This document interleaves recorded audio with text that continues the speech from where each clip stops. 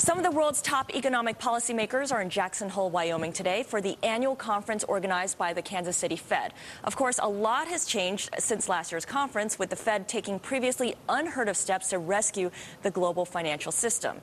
The central bank cut rates to practically zero, more than doubled its balance sheet, and top guy Ben Bernanke pushed hundreds of billions of dollars of federal aid onto major financial institutions.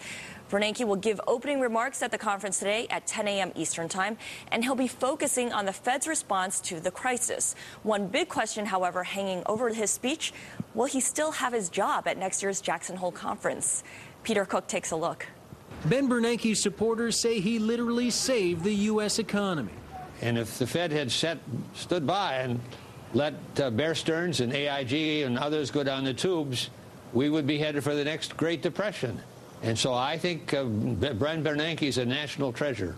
His critics say he failed to see the crisis coming, and his unprecedented emergency response exceeded the Fed's authority.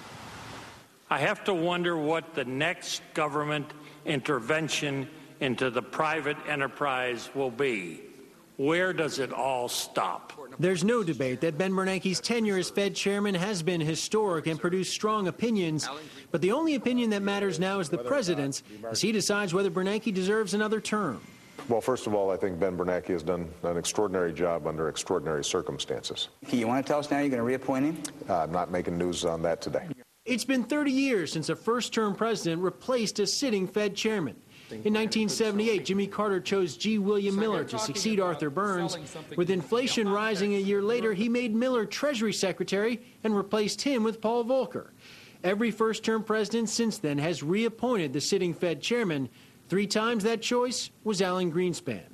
Now, with an economy still in recession but showing signs of life, Obama must decide whether to bring in his own Fed chairman or stick with Bernanke. Now, I think if the president fails to reappoint him, markets will begin to think that the administration is politicizing Fed actions, and that would be bad news indeed. So what does history tell us about when the president is likely to make up his mind? Well, President Bush picked Bernanke 3 months before Greenspan was set to step down. And back in 2000, President Clinton renominated Greenspan 5 months before his term was up. That would be just about now for Bernanke. In Washington, Peter Cook, Bloomberg News.